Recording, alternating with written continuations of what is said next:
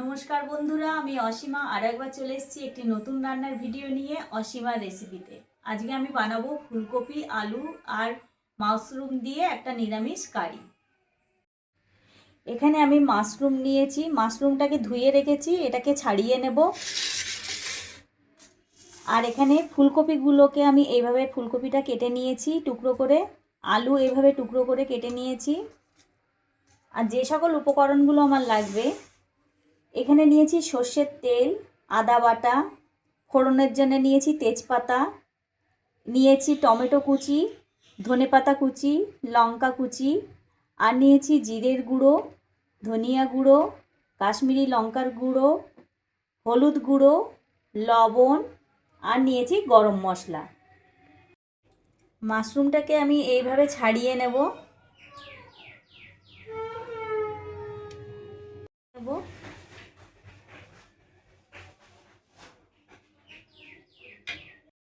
মাশরুমগুলোকে আমি সব ছাড়িয়ে নিয়েছি এক এক করে। এবার এগুলোকে আমি টুকরো করে নেব।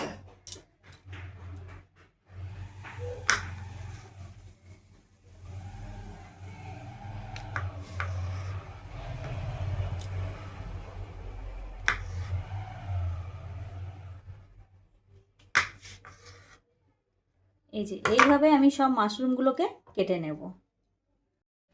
মাশরুমগুলোকে আমি এইভাবে টুকরো করে নিয়েছি, এভাবে সব কেটে নিয়েছি। এবারে আমি গুঁড়ো মশলার পেস্ট বানিয়ে নেব। আমি একটা গুঁড়ো মশলার পেস্ট বানিয়ে নেব। এখানে নিচ্ছি হলুদ গুঁড়ো,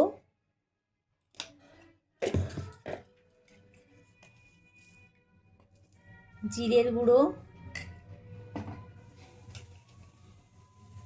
ধনিয়া গুঁড়ো, কাশ্মীরি লঙ্কার গুঁড়ো।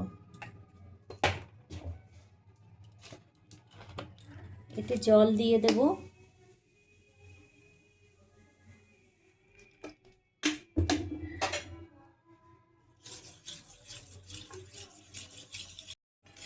সব মশলাগুলো দিয়ে আমি এইভাবে একটা পেস্ট করে রেখে দিচ্ছি। কড়াটাকে আমি ওভেনে দিয়ে আগে ভালো করে গরম করে নিয়েছি।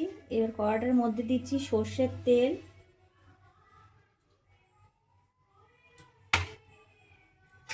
তেলটাকে আমি ভালো করে গরম করে নেব।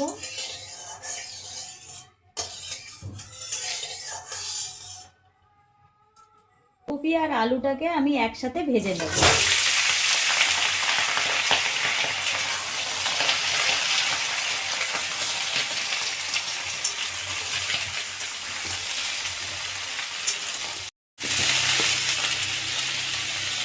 এতে দিচ্ছি লবণ,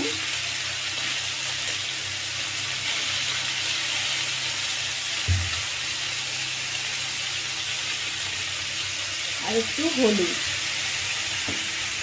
দিয়ে ফুলকপি আর আলুটাকে আমি ভালো করে ভেজে নেব।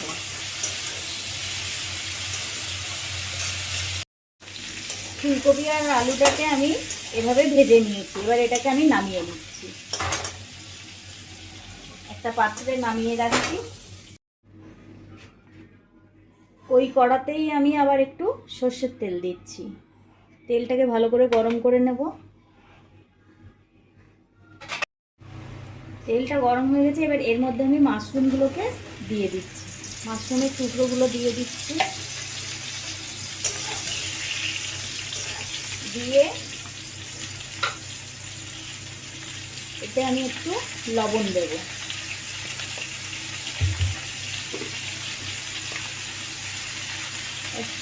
কাশ্মীরি লঙ্কার গুঁড়ো দিচ্ছি,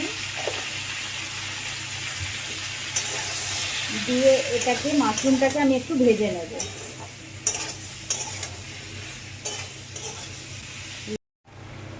লবণ আর কাশ্মীরি লঙ্কার গুঁড়ো দিয়েছি, তারপরে দেখুন কিছুক্ষণ পরে মাশরুমটা থেকে জল বেরিয়েছে। মাশরুমটা এর মধ্যেই সিদ্ধ হয়ে যাবে।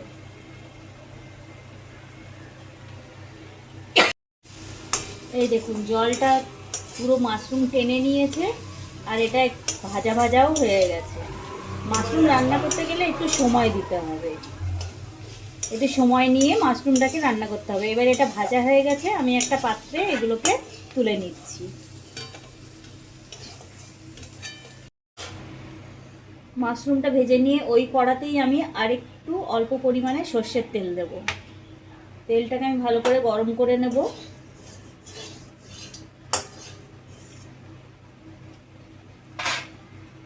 তেলটা গরম হয়ে গেছে, এবার এর মধ্যে আমি দিয়ে দিচ্ছি টুকরো করে রাখা দুটো তেজপাতা।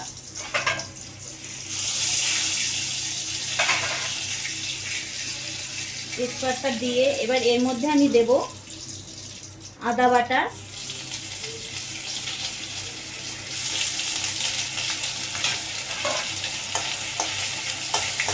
আস্তে একটু কমিয়ে দিলাম।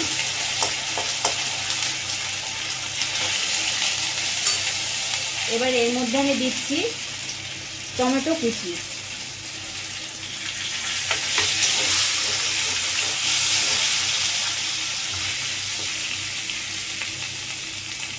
টমেটোটা দিয়ে আমি এর মধ্যে দিয়ে দেবো টেস্ট অনুযায়ী লবণ। যেহেতু ফুলকপি আলু ভাজার সময় আমি লবণ দিয়েছিলাম, মাশরুম ভাজাতেও লবণ দিয়েছিলাম, সেই মতন এতে আমি আবার একটু আন্দাজ করে লবণটাকে দিয়ে দিলাম।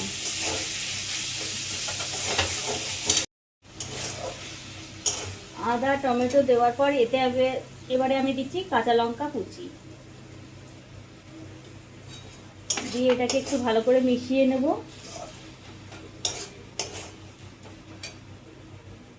এরপর আমি যে পেস্টটা বানিয়ে রেখেছিলাম মশলাগুলো দিয়ে, সেই মশলার পেস্টটা আমি দিয়ে দেব।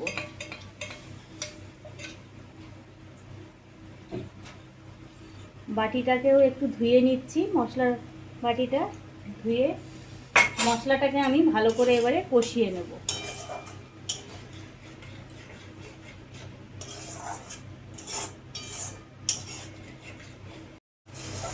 মশলাগুলো আমি এভাবে সব কষিয়ে নিয়েছি ভালো করে। এবার এর মধ্যে আমি দিয়ে দিচ্ছি ভেজে রাখা মাশরুমটা।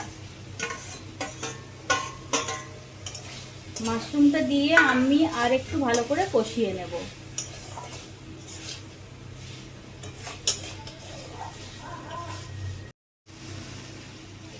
মাশরুমটা দিয়ে আমি ভালো করে কষে নিয়েছি। এবার এর মধ্যে আমি দিয়ে দেব গরম জল।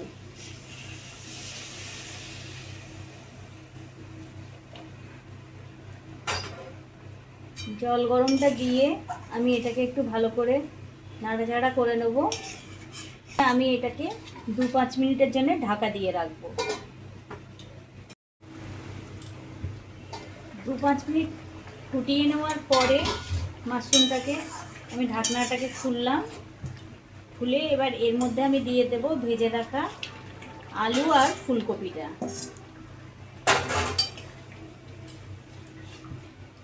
দিয়ে এটাকে ভালো করে আমি মিশিয়ে নেব।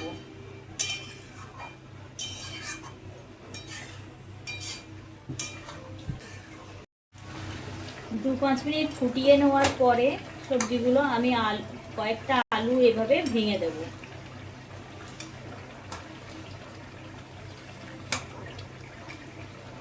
আর কয়েকটা ফুলকপি এভাবে ভেঙে দেবো, তাহলে কি হবে তরকারিটা একটু গাঢ় হবে। এবার এর মধ্যে আমি দিয়ে দেবো